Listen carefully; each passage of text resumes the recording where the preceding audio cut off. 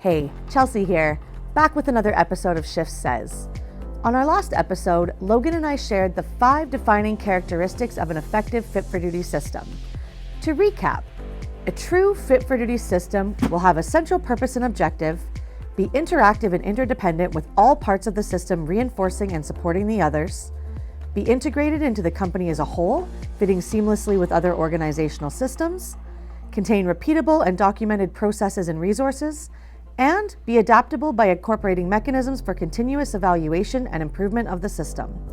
So, with these characteristics in mind, where does your organization sit on the spectrum from program to system?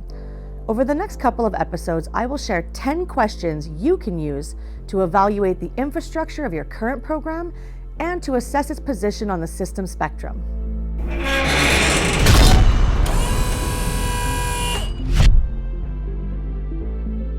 This first set of 5 questions is going to focus on the basic components of your fit-for-duty system. That is, the pieces that comprise the typical program.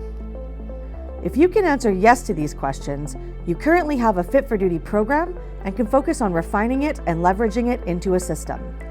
If you answer no to any of these questions, your fit-for-duty foundation isn't as solid as it should be, and your efforts should be focused on getting these components in place and compliant. So the first and most critical question is, do you have the foundational components of a fit-for-duty system in place?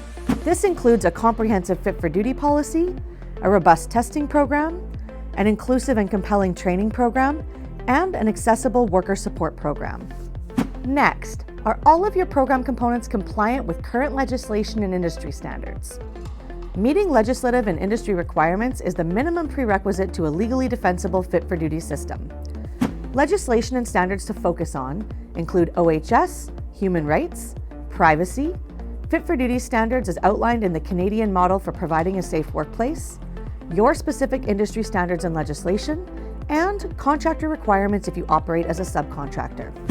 Third, do you have processes and procedures related to the identification, investigation, and management of fit-for-duty situations? If so, are these processes documented and easily accessible to anyone who may need them? This includes processes for supporting a worker who seeks assistance for substance or mental health issues, for managing positive test situations, for managing injuries and medications, for completing drug, alcohol, and occupational health testing in various situations, and for investigating possible fit-for-duty issues. These processes should be well known to everyone who is involved in them, be documented, and be accessible through a shared drive or data management system like SiteDocs. Fourth, are you working with professionals in the development and management of your fit-for-duty program components? This includes subject matter experts for policy development and revision and the delivery of your training programs, as well as a testing services provider. Working with subject matter experts will greatly reduce the overall time, cost, and perhaps most importantly, potential legal liability related to creating and revising your policy procedures and training programs in-house. Additionally, using one service provider rather than many to oversee your program and provide your testing services will ensure consistency in your testing program and will safeguard the repeatability and ease of your scheduling, test completion, result reporting, and invoicing processes.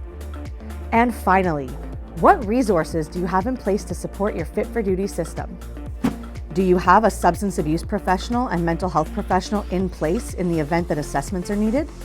Do you have a support network of medical, legal, and industry professionals to reach out to when challenges arise? Answering these 5 questions should give you a great idea of where your existing program is currently at and where your time and resources should be spent as you improve your program. Need help assessing your current program or establishing compliance? We'd love to help. Call Shift OHS at 403-343-6869. Stay tuned to our next episode where we'll share 5 more questions you can use to assess the systematization of your program and aid in the development of a strategy to shift from a program to a system. Thanks for watching. See you next time.